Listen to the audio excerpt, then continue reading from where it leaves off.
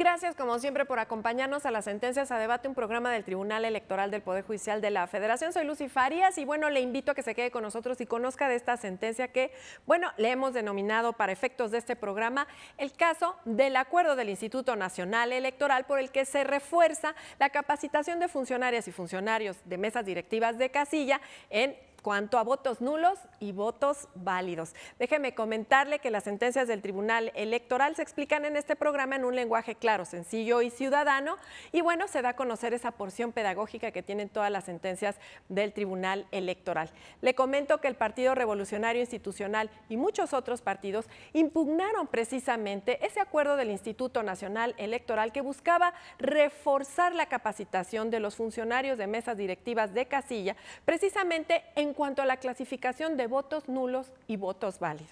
La Sala Superior resuelve esta sentencia y, bueno, le da certeza a la jornada electoral. Para más detalles, quédese con nosotros, con Pedro Lara y Malo, que hoy recibe en el estudio precisamente a Virgilio Bravo Peralta, quien es investigador del Sistema Nacional de Investigadores CONACYT, y también recibe a Héctor Floriberto Ansúrez, quien es precisamente secretario de Estudio y Cuenta de la ponencia del magistrado Felipe de la Mata Pizaña.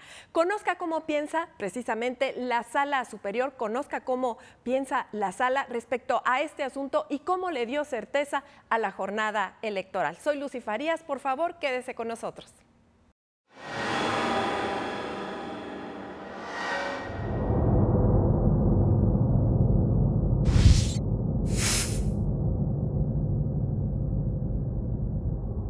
¿Qué tal? Como siempre, les damos la más cordial bienvenida a Sentencias a Debate, un programa del Tribunal Electoral del Poder Judicial de la Federación.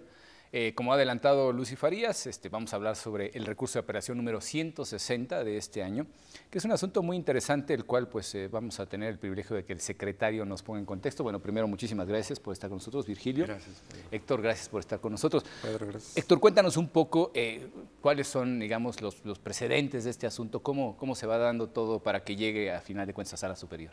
Claro que sí, Pedro. Aquí el Instituto Nacional Electoral emite un acuerdo en el cual es para reforzar la capacitación de los funcionarios de las mesas directivas de casilla en materia de votos nulos y votos válidos. Y aquí es interesante porque el Instituto emite un criterio con relación a si el elector marca la boleta con un apodo, sobrenombre, siglas. Tan de moda que están los apodos, ¿no? Exacto. Entonces, ¿qué hacer ante esta situación? Dice el Instituto. Bueno, pues vamos a vamos a emitir este criterio en el sentido que se va a considerar válido siempre y cuando la intención del elector sea clara. Claro. Entonces, ante esta situación, los partidos políticos, 6 partidos políticos se inconforman y controvierten ese acuerdo. Principalmente argumentando que es indebido que el Consejo General haya emitido este acuerdo. Dice, ¿no? Dice, la ley es clara en el sentido de si se marca un recuadro por una opción política, dice, bueno, eso es lo válido. Dice, pero si en este caso se llega a marcar más de 2 recuadros con estas siglas, con estas sobrenombres o apodos, bueno, será inválido.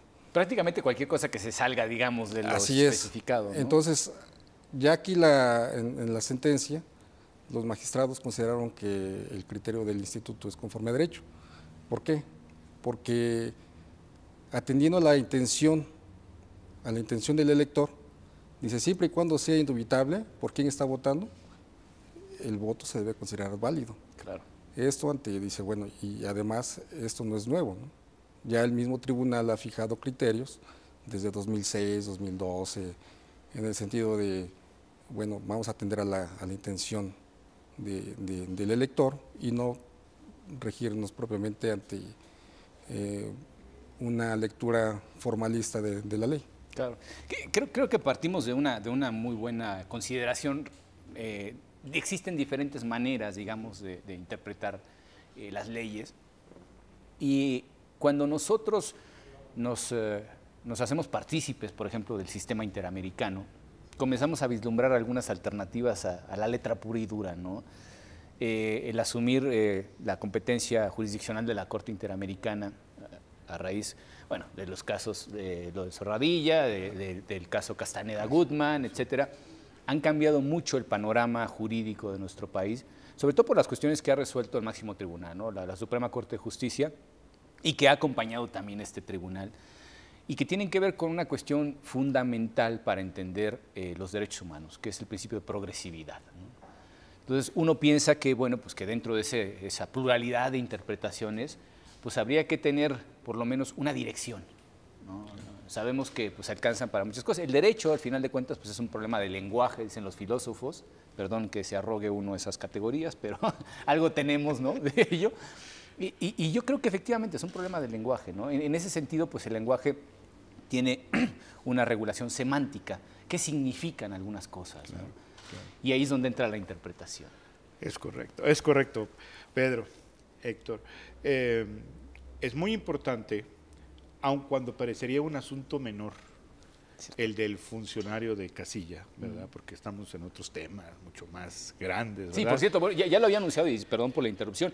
Ya hemos pasado la jornada electoral, desde el programa pasado les decíamos a ustedes, estamos un poco retrotrayéndonos en el tiempo algunas cuestiones que tuvieron que ver sobre todo con la jornada electoral, pero creo que son importantes, ¿no? Sí, yo creo que es muy importante, sobre todo porque en este ejercicio electoral, entiendo, participaron más de 1.400.000 mexicanos como funcionarios de casilla. Histórico. Histórico, es un trabajo cívico, es un trabajo ciudadano, es un trabajo altruista, es un trabajo muy comprometido para todos aquellos que conocemos un poquito del sistema electoral, sabemos del trabajo que ellos hicieron. Por un lado, más de 155.000 casillas. Un ejercicio, bueno, es la elección más grande de este país en su época contemporánea democrática, sobre todo porque fue concurrente en los 3 niveles de gobierno. Sí. Entonces parecería menor el tema, pero en realidad es muy significativo, sobre todo también, bueno, porque el acuerdo, como bien dice el licenciado Héctor, refuerza una capacitación más que otra cosa, ¿no? Y por otro lado, lo que tú bien apuntas, dentro de los derechos humanos, hablando que el tribunal, este tribunal, nuestro tribunal electoral es un tribunal constitucional, materialmente, ¿verdad? Porque estamos viendo cómo está abrevando de los derechos humanos y materializando su finalidad. Ya hablaremos más adelante, pero yo creo que ahí está un poco la base. Muy cierto. Digo, esta cuestión además incide pues en el acto más importante, ¿no?, de la democracia, que es la emisión del voto, ni más ni menos. Y en ese sentido me gustaría, por ejemplo, hacer un desglose de las cuestiones que se plantean, sobre todo en esta sentencia, respecto de el primero de los asuntos expuesto como agravio, que sería la competencia del propio órgano, en este caso administrativo electoral nacional, ¿no?, que sería el Instituto Nacional Electoral. Hemos tenido recurrentemente diferentes medios de impugnación en los que lo primero que se cuestiona es la propia capacidad jurídica, ¿no?, la competencia que tendría en este caso el órgano administrativo a nivel nacional respecto de muchas cuestiones que tiene que regular, porque uno pensaría que pues, la ley y la Constitución deberían de alcanzar para todo. No. La imposibilidad de regular todos los supuestos jurídicos está dada por la praxis y no podemos negar eso. Entonces, muchas de estas cosas, y es otra de las cuestiones que también se impugnan, si no me equivoco, es la temporalidad. Muchas de estas cosas la autoridad las tiene que abordar literalmente conforme va pasando el tren, subirse a él y no caerse, ¿no? Así es. Entonces, ¿qué hay, por ejemplo, en este caso de la Constitución, qué facultades y qué responsabilidades también le otorga al propio Instituto Nacional Electoral y por ende también, pues, por qué el Instituto tiene que intervenir en todas estas cosas en prácticamente cualquier momento, ¿no? Claro, Pedro. Aquí el Instituto tiene una función primordial que le da la Constitución. Su función principal es organizar elecciones y garantizar que estas sean libres, periódicas y auténticas. Dentro de esas funciones está la capacitación electoral. Eso es por mandato de la Constitución y que también se replica en la ley general. Sí. Ahora, la capacitación electoral, esa es permanente. Permanentemente está dando capacitación, pero primordialmente ya con relación a los funcionarios de las mesas directivas de casilla, es que tiene este deber de capacitar. Claro. Y por tanto, ante esa atribución que la propia Constitución le da de tener a su cargo la capacitación electoral, y en este caso de organizar la elección y que para efectos de esta elección fue una casilla única. ¿Por qué? Pues porque hay concurrencias de elecciones federales con las locales. Cosa que está muy bien, porque antes hubieran sido tres casillas en lugar de una, ¿no? Así es. Sí. Entonces, esa atribución definitivamente la tiene el Instituto Nacional Electoral y su capacitación es permanente. Entonces, de ahí partimos que el instituto sí tiene facultades para poder emitir ese criterio. Claro. Cosa que lo que decían los partidos políticos era que no tenía esa atribución. No, sí la tiene por mandato de la Constitución y de la ley. Y creo que aquí hay una cosa que vale la pena puntualizarle a nuestra audiencia, y es el hecho de que se considera, por lo menos formalmente y materialmente, indudablemente lo es así, que esos ciudadanos que se suman, digamos, al funcionariado de casilla, pues también forman parte, aunque sea temporalmente y en calidad altruista, como bien habías dicho, sí, de las propias autoridades electorales. O sea, esos ciudadanos que insaculados, si se produce un procedimiento aleatorio de selección de algunos ciudadanos, en base a la letra, el apellido, etcétera, etcétera, y ese sorteo arroja la responsabilidad sobre determinados ciudadanos que, bueno, una vez que aceptan el cargo, tienen que ser de alguna manera formados para poder ejercer la función electoral, ¿no? Así es, así es. Es muy importante lo que comentabas tú de precisamente el valor supremo, en este caso, en una elección es el voto. Sí. Aunque por otro lado, pues es el único día que nos preguntan, ¿verdad? Nuestra opinión. ¿Cierto? Es el único día que nos preguntan, oye, ¿qué te parece? Y tu voto cuenta, ¿verdad? Porque de ahí en fuera no tenemos todavía. Sí. Creo que nos faltan. Salvo los mecanismos de participación directa. Exactamente, de participación directa, de participación ciudadana, pero sí, que no muchas veces ni los conocemos, ni los llevamos a la práctica. No nos tocan. No nos toca, y a veces al gobierno como que tampoco le interesa mucho, ¿verdad? Sí, que opinemos. Entonces, pero ese día es crucial, porque ese día nos preguntan a todos los mexicanos.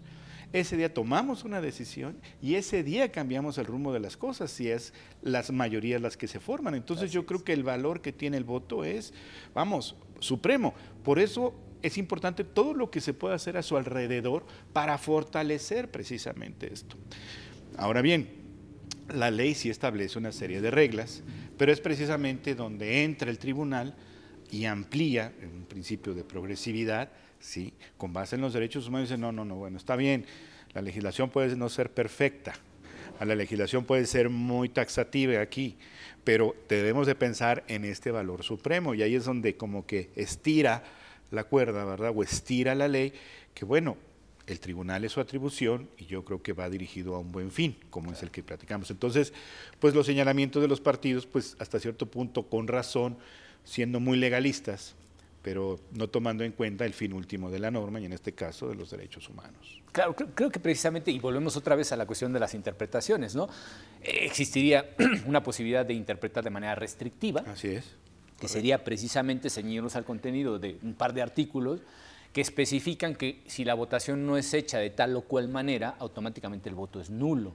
Es correcto. Y aquí es donde entra una cuestión muy importante que precisamente podemos conectar con lo que había dicho Virgilio de la atribución de control constitucional y convencional que tiene este tribunal, ¿no?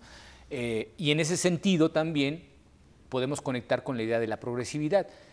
Yo entiendo la progresividad, y a lo mejor es de una manera muy simplista, pero entiendo como es un vehículo sin reversa. ¿Sí? Sí, claro. O sea, solamente puedes tener primera, segunda, las que quieran hacer. Y de bajaditas. Y de bajaditas. O sea, sí, claro. No hay marcha atrás, para acabar pronto, ¿no?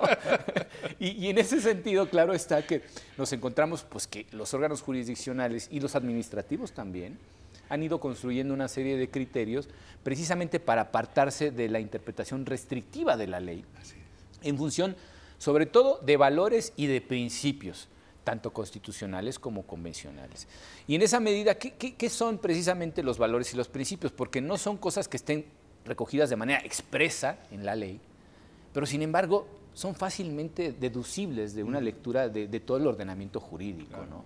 Y creo que eso tiene también que ver con la armonía del sistema jurídico, ¿no? ¿Por qué los tribunales como este, Tribunal Constitucional, pueden ejercer un control tal que incluso se llegan a expulsar determinadas normas del propio sistema jurídico. Digo, la posibilidad real y efectiva de considerar la inconstitucionalidad de una norma pertenece a la Suprema Corte, pero nosotros le damos vista a la Corte cuando consideramos que una norma resulta contraria a la Constitución, a la ley o a los tratados internacionales y no la aplicamos, la dejamos de lado en un ejercicio que va construyendo también esos criterios, ¿no?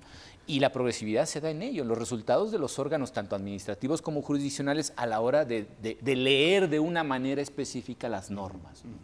Entonces, en este caso creo que estamos precisamente frente a una cuestión que es de carácter primordial, porque estamos hablando, primero, del bien jurídico más importante a tutelar de la democracia, que es la expresión de la voluntad ciudadana, a través del ejercicio precisamente de la emisión del voto, ¿no?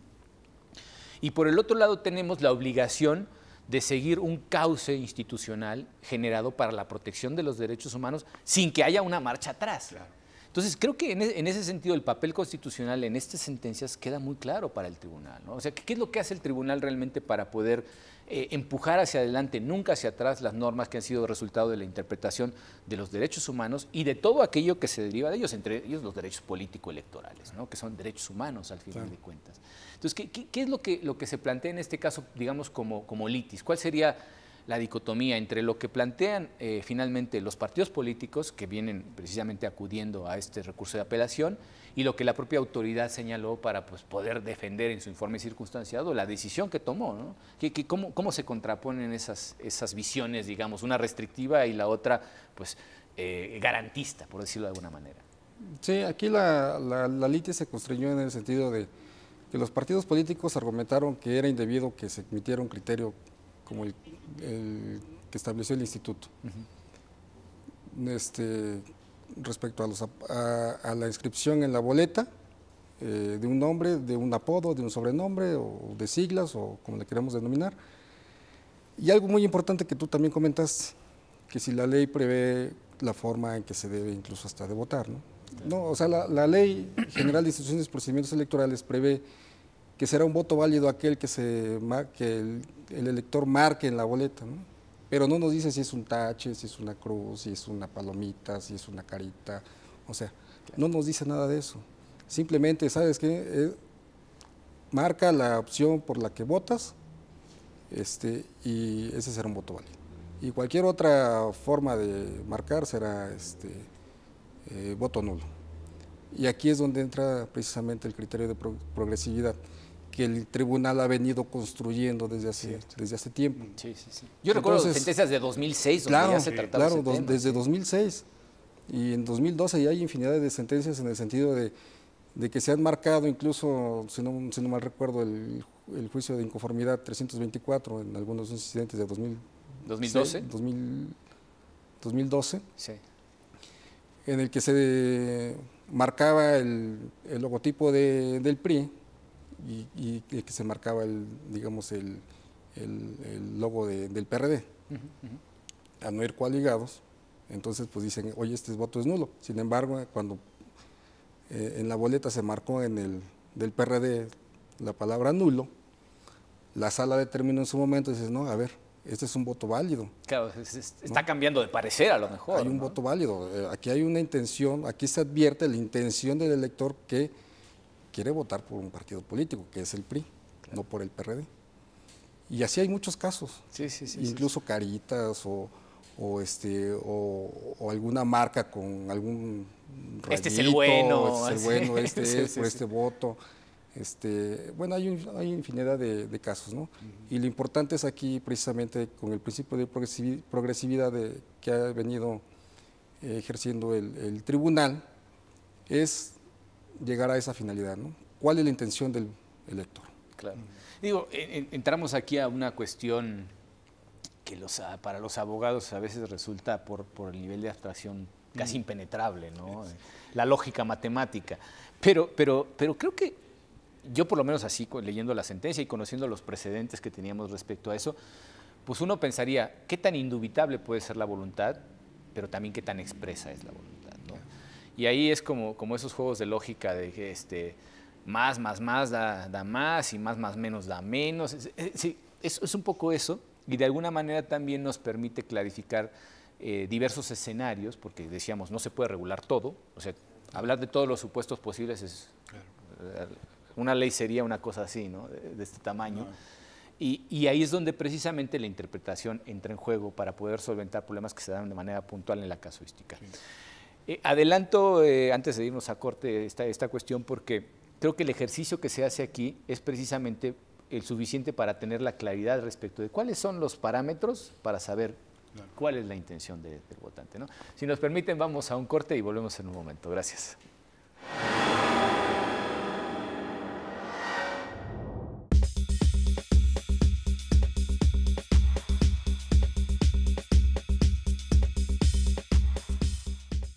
La Sala Superior del Tribunal Electoral del Poder Judicial de la Federación sesiona públicamente a la luz de los principios de máxima publicidad y transparencia para garantizar certeza y legalidad en los procesos electorales. Acompáñenos cada semana en directo desde el Pleno de la Sala Superior para conocer las resoluciones de las y los magistrados del máximo órgano de justicia electoral en nuestro país. Sesión pública de resolución de la Sala Superior del Tribunal Electoral. Tribunal Electoral del Poder Judicial de la Federación. Justicia que da certeza a la democracia.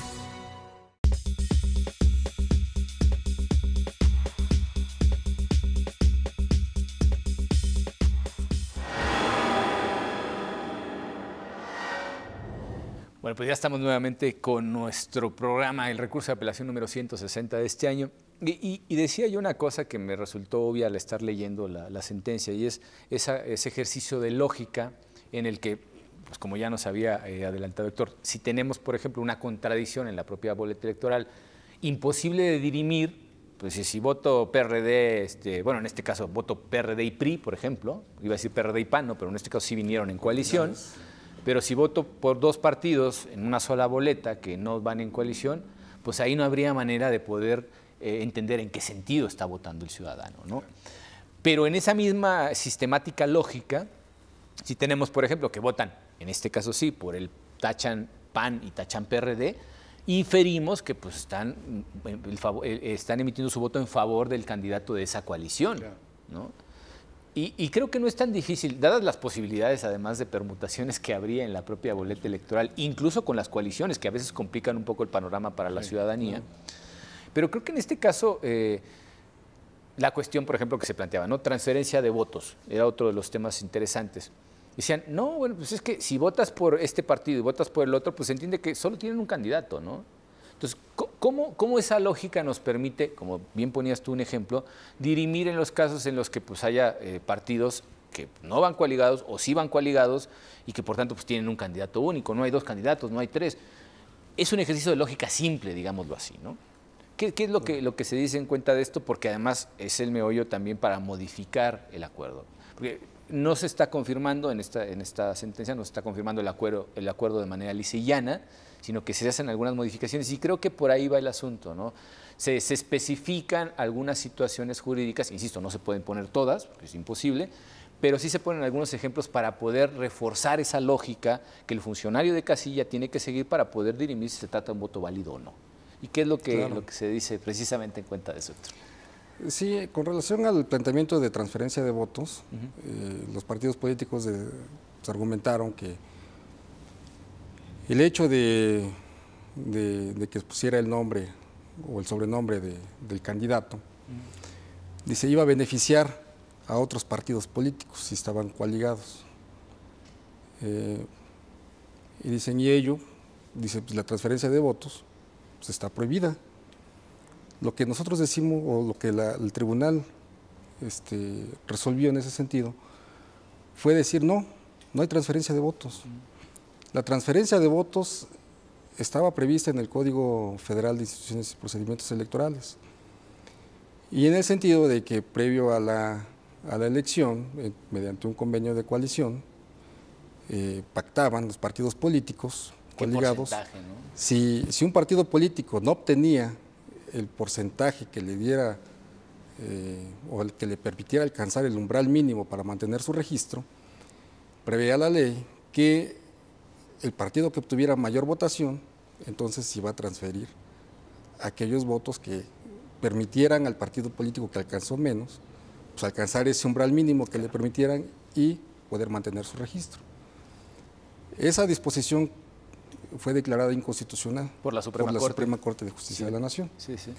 Y posteriormente se derogó ya la disposición y ahora en la Ley General de Instituciones y Procedimientos Electorales está prohibida la transferencia de votos.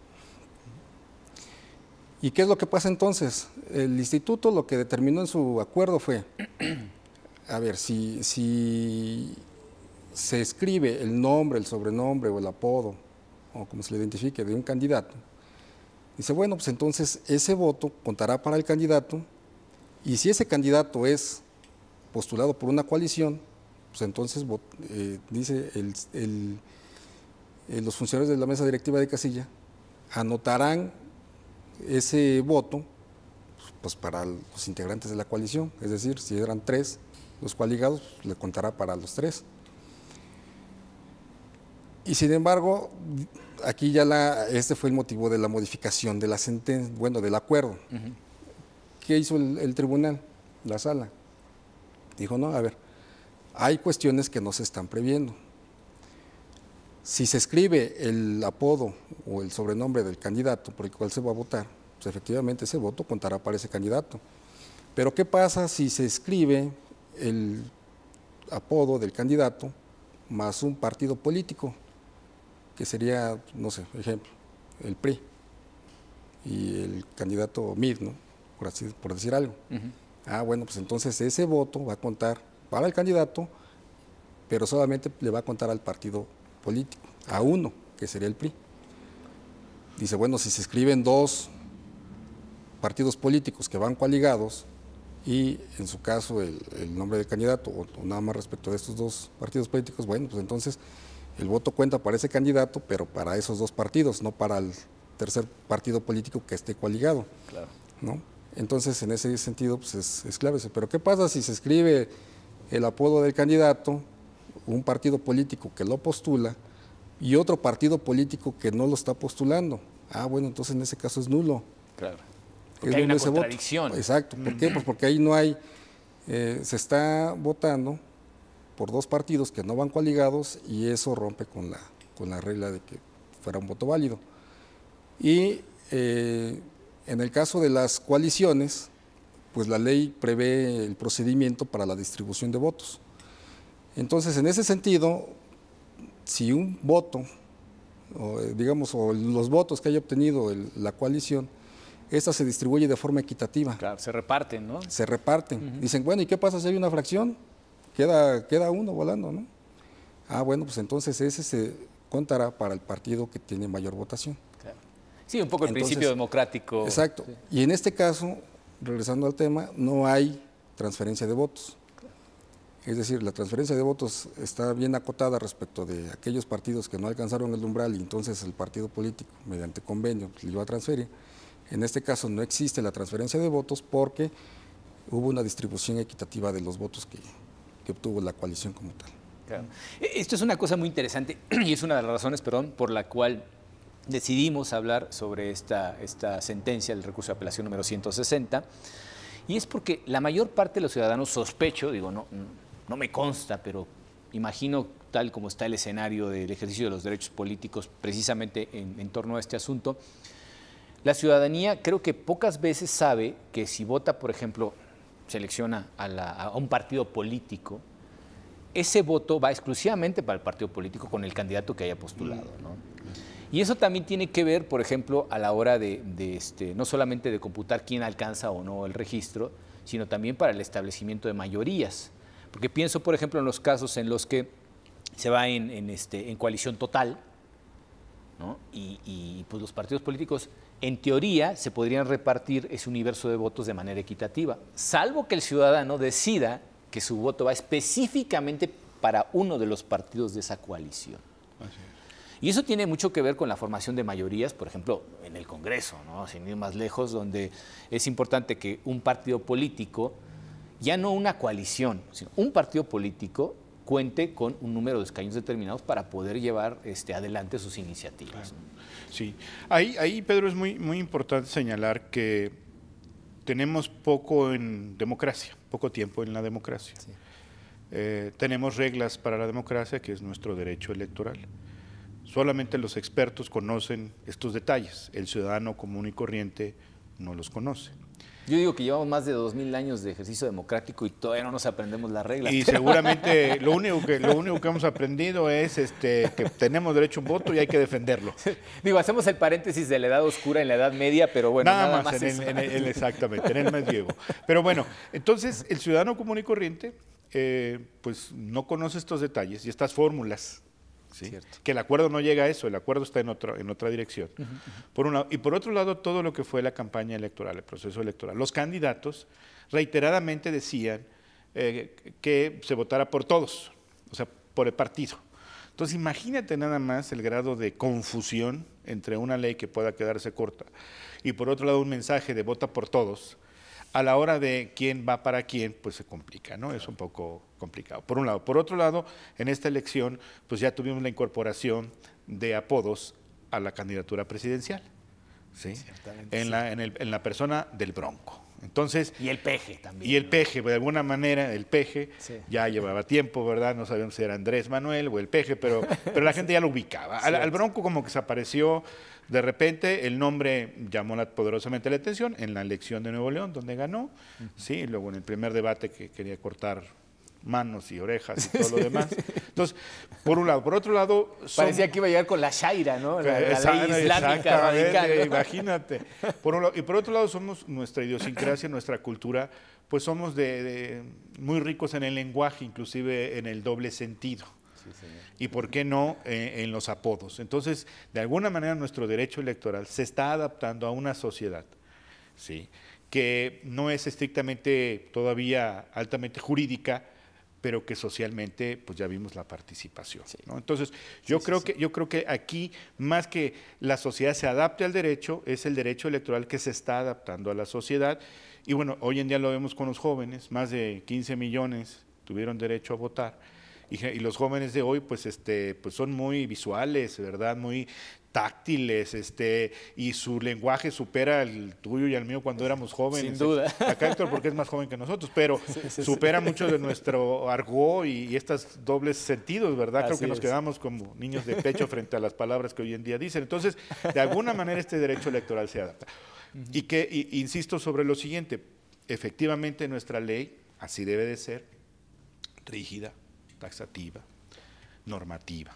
Pero por otro lado tenemos esta nueva forma de interpretar que creo que está más cercana a los derechos humanos y es precisamente una manera de interpretar extensiva, hermenéutica, teleológica, que para los amigos que nos ven, que a lo mejor no conocen todos estos detalles, como decías tú y tomando tus palabras, pues en palabras sencillas es, la ley tiene que buscar su fin último, así es, más que quedarse en lo que está escrito, a raza tabla. Tiene que buscar el espíritu de la ley más que lo que está escrito en un código. Y yo creo que ahí es donde entra muy bien la sentencia, tratando de, a través de un principio, el principio de proximidad, estirando y diciendo, no, señores, está bien, la ley está así, efectivamente, y es para cuidarnos a todos, pero por otro lado, y en este momento, pues tenemos que hacer, si no una excepción, tenemos que interpretándola buscando un fin último. Y el fin último es la intencionalidad. ¿Qué es lo que quiere la persona decirnos en ese momento?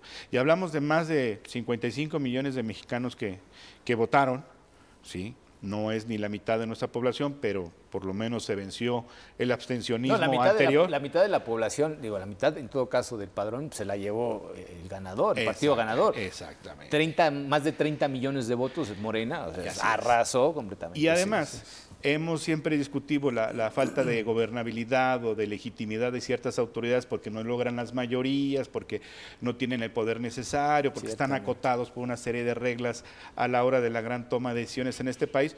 Bueno, señores, ahí está.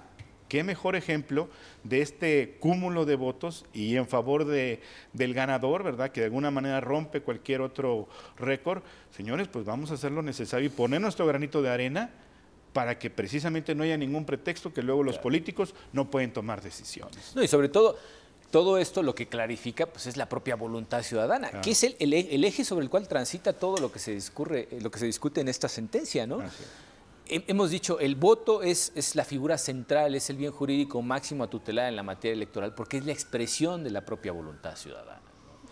Y en ese sentido creo que no es un asunto menor, digo, lo estamos comentando ya después de la elección, pero Piensen ustedes que esto se resolvió antes de la elección y que al final de cuentas dio algunas directrices muy importantes que tenían que tener los propios ciudadanos que están en las casillas fungiendo pues, en su funcionariado electoral ciudadano. Electorales, ciudadanizados unas horas, pero finalmente son ciudadanos como órgano electoral. Sí, señor. Sí. De hecho, forman parte prestada, si quieren decirlo así, porque no es a título oneroso, es una cuestión totalmente cívica, voluntaria, es a título gratuito, pero forman parte por unas horas, durante la jornada electoral, forman parte de la estructura de la propia autoridad administrativa electoral, ¿no? Aunque no cobren un centavo, evidentemente, y eso es todavía una razón más para felicitar la labor que realizan los ciudadanos que aceptan estar como funcionarios de casilla, ¿no? Y una de las cuestiones fundamentales que decíamos, derivada del artículo 41 constitucional, es precisamente la propia capacitación de quienes van a fungir siendo ciudadanos como... Iba a decir yo como fiscales, pero ni siquiera es eso. Yo creo que al final de cuentas es el traslado de una perspectiva social que como se entiende testigos. Como testigos, como garantes de alguna manera, ¿no? Exacto, sí, porque decíamos, tanto los ciudadanos como los propios observadores de los partidos políticos son los garantes de la autenticidad de la elección. Entonces, las reglas que ellos tienen que seguir y que ya lo ha dicho Héctor muy claramente, por competencia constitucional la tiene el Instituto Nacional Electoral, pues esas reglas tienen que ser conocidas de la manera más amplia y precisa posible, ¿no? Entonces aquí vienen esos añadidos, decías tú, ejemplos que son muy claros y que podían haber escapado, digamos, a la imaginación, en este caso, pues de la autoridad administrativa respecto de los posibles escenarios. Pero creo que lo que en este caso se hace, y se hace de una manera muy correcta porque sigue toda esa secuencia progresiva de resoluciones que ha tenido este tribunal y todas las demás autoridades electorales a la par, y que tienen que ver con el hecho de proteger lo que el ciudadano quiso decir. Vamos a volver a los tiempos de Fox, ¿no? Perdonen ustedes, cuando salía Aguilar y decía lo que el señor presidente quiso decir. Bueno, eso es un ejercicio de interpretación, ¿no? Y en este caso lo que tienen que hacer los funcionarios de casilla, pues es un ejercicio de interpretación. ¿Qué quiso decir el ciudadano, ¿no? Sí, claro. Ahí algo bien importante, como ya lo comentaron. Efectivamente, la Constitución prevé que las mesas directivas de casilla son órganos de autoridad electoral, temporal, colegiados, que efectivamente son ciudadanos los que están ahí al frente de la mesa directiva de casilla, son los que reciben la votación, son los que cuentan los votos. Eso es algo trascendental para la democracia de este país, porque somos los mismos ciudadanos los que participamos. Ahí el Instituto Nacional, llámese Consejo General, Consejo Local, Consejo Distrital, ellos no están facultados, no tienen atribuciones para llegar y contar los votos en ese momento de la casilla. Claro. Ahí la autoridad es la propia ciudadanía. Es la ciudadanía. Sin duda. No hay vuelta de hoja. Y efectivamente, entonces, ante esta situación, los funcionarios de las mesas directivas de casilla son en parte garantes de la elección. ¿Por qué? Porque tienen el deber, incluso por disposición de la Constitución y de la ley, de garantizar que la votación se lleve a cabo de forma libre y en secrecía. Así es. Es algo fundamental en las elecciones de este país. No, de hecho es la base fundamental de la democracia. Imagínense ustedes un ciudadano que tiene impedimentos, digamos, sistemáticos, basados en la ley y en criterios de orden administrativo, como es el caso de este acuerdo del Consejo General que se está impugnando, que no permita de manera indubitable expresar esa voluntad. Bueno, pues es que la democracia completa se desbarata, no sirve para nada, absolutamente, ¿no?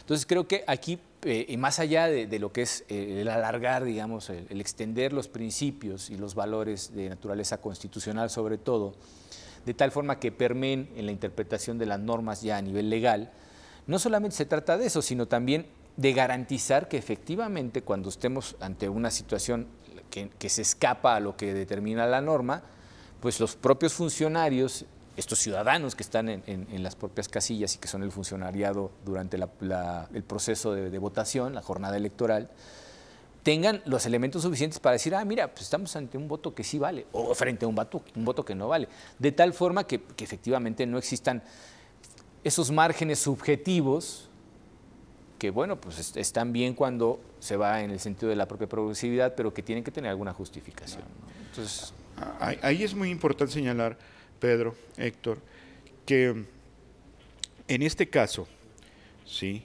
Efectivamente, la norma, ¿por qué el problema con la norma? ¿Por qué la norma se queda corta? ¿Por qué la ley, el derecho, el artículo se queda corto?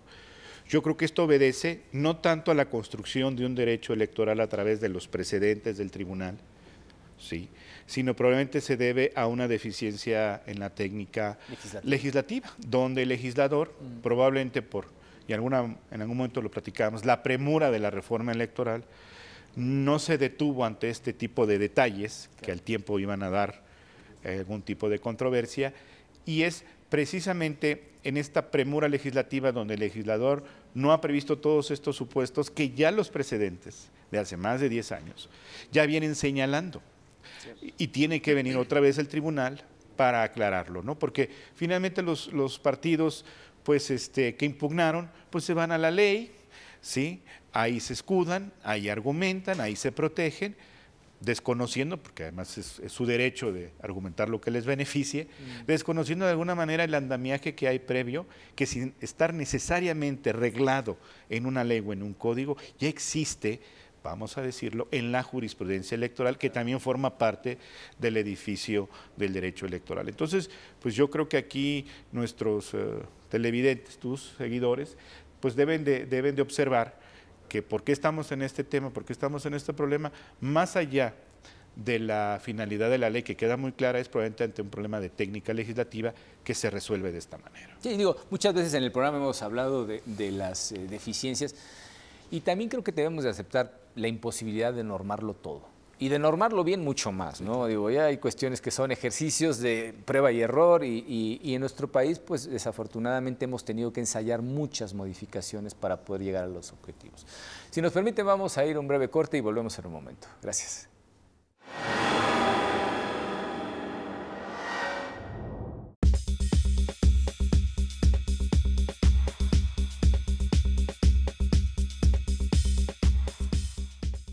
La protección de tus derechos político-electorales le corresponden al Tribunal Electoral del Poder Judicial de la Federación. Sus sentencias salvaguardan cada etapa del proceso electoral. Proteger tu decisión en la urna y resolver los conflictos electorales es precisamente la función primordial del Tribunal Electoral del Poder Judicial de la Federación. Tribunal Electoral del Poder Judicial de la Federación. Justicia que da certeza a la democracia.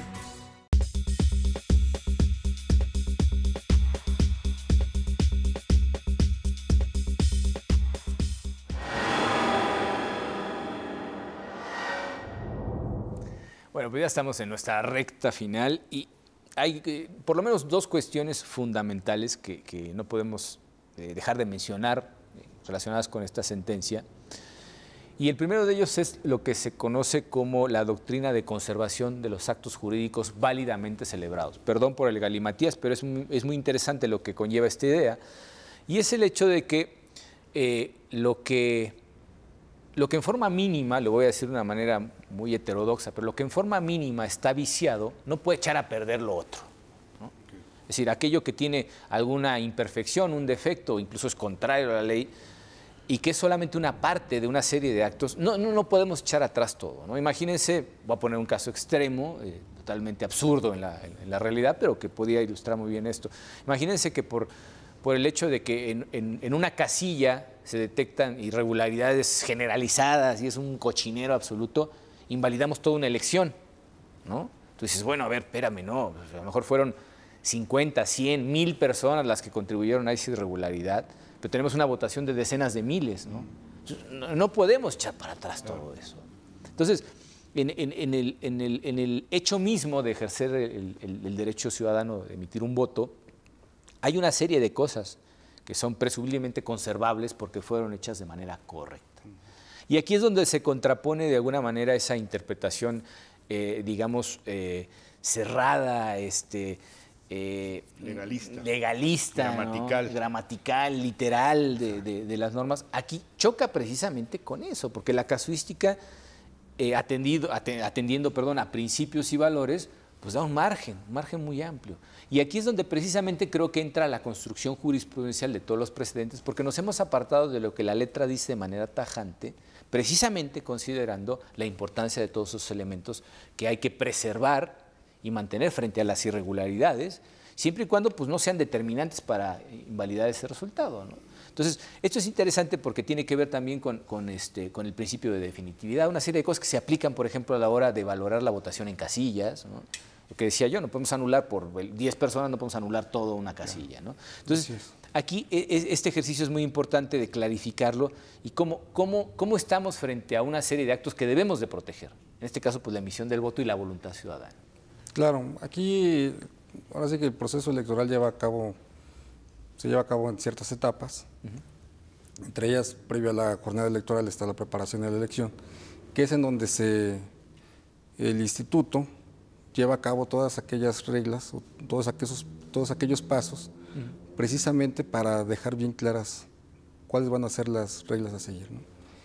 En este caso, certeza, ¿no? Certeza jurídica. Se le está dando certeza a la elección. El instituto contribuye a ello. ¿Cómo? Pues emitiendo ese tipo de normas incluso, ¿no? ¿Por qué? Bueno, pues porque tengamos en consideración que este acuerdo que se impugnó es incluso hasta de forma excepcional.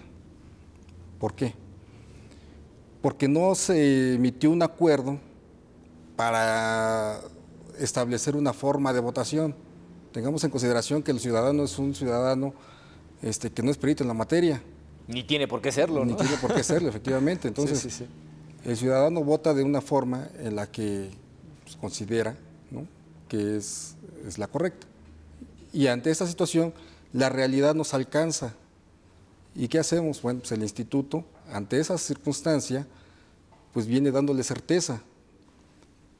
Precisamente, si ya vio en elecciones pasadas que el ciudadano vota de determinada forma, que el tribunal ha emitido determinados criterios diciendo, sabes que este voto sí es válido, bueno, entonces vamos dándole certeza al procedimiento electoral y vamos acotando las formas en que podemos llegar a mejor término.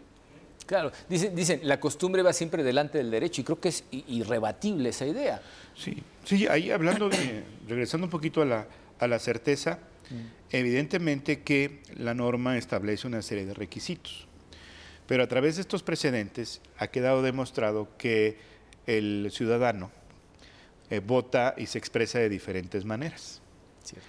Entonces, no, como tú bien dices, no pudiéramos echar abajo por el incumplimiento mínimo de algunos, ¿sí?, de formalidades. De formalidades, toda una elección. Y además el elemento determinante, y lo señala muy bien la sentencia, es la intención del voto. Claro. Y si la intención del voto es clara, ¿sí?, cristalina, ¿sí?, que no se prestan mayores dudas o mayores controversias, dale esa salida positiva a lo que el ciudadano en su interior, en ese momento crucial que está en la dicotomía. En la dicotomía, en esa privacidad que está emitiendo su voto, dale la oportunidad que se exprese, porque finalmente, si no hay elección, no hay democracia. Entonces, el elemento determinante que le da solidez, a pesar de los obstáculos taxativos, reglamentarios, es precisamente la intencionalidad. Entonces, el que puede más, puede lo menos. ¿Y qué es lo que puede más? La intención del voto que el formalismo. Ahí lo pudiéramos resumir. Ahora bien, yo creo que es muy importante esto para quienes nos ven, nos escuchan, que este es un ejercicio educativo, principalmente que viene del Instituto Nacional Electoral, que pasa a través de los funcionarios de casilla y que llega a nosotros. Al final está en los ciudadanos involucrarse, enterarse e informarse de mejor manera. Pero de alguna forma ya está el detonante en cada uno de esos miembros integrantes de la mesa directiva, porque a su vez ellos van a reproducirlo socialmente. Yo creo que este ejercicio es positivo e insisto, yo creo que los funcionarios de casilla hicieron un extraordinario trabajo que a veces no se reconoce, a veces no se ve, porque pues todo el mundo está en el resultado final. Cierto. Sí, tienes toda la razón. Y esas etapas que dependen de la ciudadanía, de su buena voluntad, de su buen hacer, de su disposición, pues al final de cuentas no los podemos ver más que en unos resultados. Y creo que en ese sentido, ya lo dije en el programa pasado, creo que una elección absolutamente ejemplar. O sea, en cuanto a participación, no se han desatado mayores conflictos. Incluso el papel de las autoridades pues perdónenme que lo diga de manera tan tajante, pero se ha simplificado mucho gracias a lo tajante de los resultados, ¿no? Porque digo, ¿quién se siente en ánimo de poder impugnar una elección en la que un candidato sacó más de la mitad de todos los votos? A mí me resultaría absurdo que lo intentaran, ¿no? Tenemos algunos casos de elecciones locales que son complejos, etcétera, y ya se verá al final de cuentas cómo se resuelve en cada caso, ¿no? Pero en general el espíritu de la ciudadanía frente a este ejercicio tan importante de derechos político-electorales, el más importante de todos, que es la emisión del sufragio, pues creo que fue ejemplar, ¿no? Fue ejemplar. Y en ese sentido, criterios como este abonaron a la certeza. Cuando los ciudadanos pues, van a la casilla, a lo mejor no se enteran de que existe esta sentencia, pero los funcionarios que estuvieron ahí, que recibieron la capacitación, claro que lo saben, ¿no? Claro. Ellos aprendieron, tuvieron una formación cuya parte medular que tiene que ver con esta sentencia es precisamente aprender a valorar cuando estamos frente a un voto nulo y cuando estamos frente a un voto válido. Y lo deseable, a lo mejor una democracia moderna sería que todos y cada uno de los ciudadanos en este país, de manera simétrica, pusiéramos la palomita o la cruz en el recuadro. Sí, claro. Pero debemos de reconocer que tenemos grandes grupos de la población que inclusive fueron hasta temerosos a votar, que inclusive tienen problemas de escritura, ¿verdad? Claro. Y que no por ese solo hecho vamos a invalidar su voto porque no está simétricamente colocado en el recuadro. Inclusive si lo atraviesan con su nombre, no ese es el propósito de la boleta. La boleta tiene un propósito y efectivamente es de ponerle ahí en el recuadro. Pero se puede hacer. Pero se puede, ¿por qué no? Porque ahí está la voluntad. Inclusive pudiera ser una hoja en blanco y que la gente ponga el nombre. Claro, sería un poquito más complicado para los funcionarios de casilla, pero ahí está. Inclusive el día de mañana, y se está evolucionando de manera muy rápida, el voto electrónico. Ya se hace el voto desde el extranjero, ¿sí? Hay países que permiten a los ciudadanos mandar una carta diciendo por quién votan sin ninguna formalidad. Absolutamente. Entonces yo creo que esto sirve es muy didáctico esta sentencia y la invitación que nos hacen, sobre todo pues para difundir, ¿no? Difundir el mensaje de, señores, lo importante es ir a votar. Claro. Que qué bueno que lo hicimos todos. Sí, definitivamente. Digo, aquí hay varias cuestiones que me parecen muy interesantes. La primera de ellas es la certeza, porque pues estamos abonando a que la gente, por lo menos quienes ejercían como funcionarios de casilla, supieran a qué atenerse, ¿no? Imagínense, pues llegó el instituto, iba a dar una capacitación, de pronto lo tiran. ¿Cómo saber, siendo funcionario de casilla, pues que estamos frente a un voto válido, ¿no? Yo no sé en qué año se abrogó la prohibición, porque esta era parte de una ley que seguramente habrá sido abrogada. No creo que se haya derogado esas disposiciones de manera individual, pero estaba restringido el voto a las personas que sabían solo leer y escribir. Originalmente, en México, solamente quien sabía leer y escribir tenía la posibilidad. En el siglo XIX algunas leyes solamente permitían votar a quienes sabían leer y escribir y tenían una renta mínima. Claro. De una X cantidad y un modo honesto de vivir. Una cosa muy puntual, y digo a manera también, para que la ciudadanía vea en qué grado nos metemos a estas cosas, ¿no? Decían que, entre los argumentos, decían que los votos destinados a Margarita Zavala, ¿no? Que pues, como todo el mundo sabe, renunció en su momento a la candidatura independiente a la presidencia. Ya impresas las boletas. Sí, claro. Y qué bueno, digo, yo personalmente así lo aplaudo, qué bueno que el instituto no decidió volver a imprimir todas las boletas. Es un gasto de dinero tremendo por una decisión de carácter personal, como así lo declaró la señora Zavala, y que hubiera sido un gasto al erario tremendo. Volver a imprimir, quién sabe si nos hubiera dado tiempo, bueno, hubiera sido un relajo, ¿no? Fue hasta ese grado fue específica la sentencia que también entró en eso. Sí, ¿no? Claro. Ahí el tema de los votos que se iban a emitir o que se emitieron para Margarita Zavala fue discutido en otra sentencia. Así ¿no? es. Que fue el recurso de apelación 151. Cierto. Sin embargo, se toma en consideración en esa sentencia. ¿Por qué? Dicen, bueno, pues si efectivamente si se emite un voto por determinado candidato, pero pues también se emite el voto por Margarita Zavala, ¿qué va a pasar? Bueno, pues nos remitimos a la sentencia del 151 y decimos, bueno, pues como los votos de Margarita Zavala no se van a considerar como nulos, no así para el caso de que se haya emitido el voto a favor de un candidato en específico que sí tiene registro. Claro. Entonces, dicen, se queda, digamos, en ese plan de si se emite un voto para un candidato por un partido en específico, por una coalición, bueno, entonces ese voto contará para ese partido, para ese candidato, para esa coalición, pero el voto de Margarita Zavala no. No, claro, Entonces, no puede. ese no va a ser considerado nulo, vamos. Aun cuando se haya marcado el recuadro donde está el nombre de Margarita Zavala, le cuenta el voto al candidato que está registrado. Claro, y es lo mismo que decíamos, es abonar a la certeza en casos puntuales, específicos, que no están recogidos en la ley. Sí, claro. Incluso para ese principio de certeza, incluso, pues ya al momento del escrutinio y cómputo, pues están ahí también los representantes de partidos políticos. Eso también. Sí, ¿no? sí, sí. Entonces, también hubo un planteamiento, ¿no?, de los partidos políticos. Dicen, no, pues es que el presidente de la mesa directiva de casilla no tiene facultades para calificar los votos. No, a ver, espera.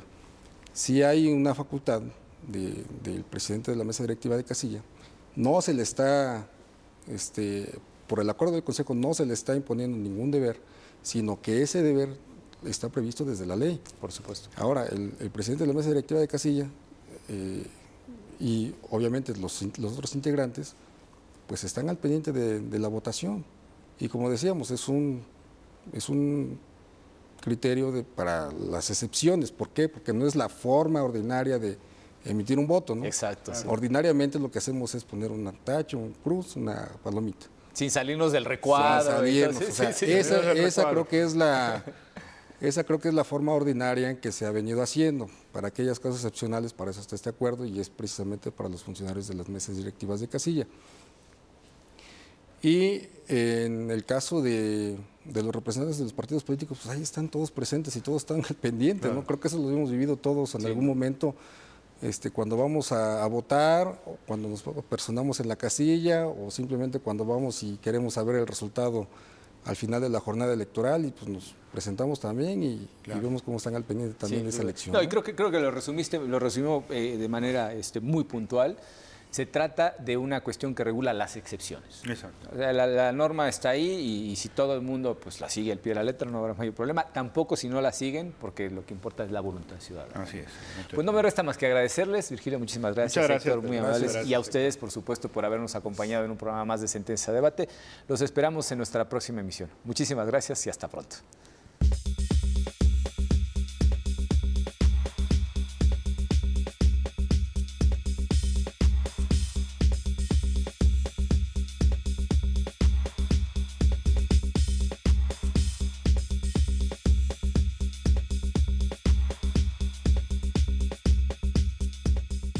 Tus derechos políticos son derechos humanos. El Tribunal Electoral del Poder Judicial de la Federación los protege y tutela mediante la impartición de justicia electoral abierta. Cada sentencia del Tribunal Electoral del Poder Judicial de la Federación contribuye a protegerlos y fortalece los principios que rigen los procesos electorales. Tribunal Electoral del Poder Judicial de la Federación. Justicia que da certeza a la democracia.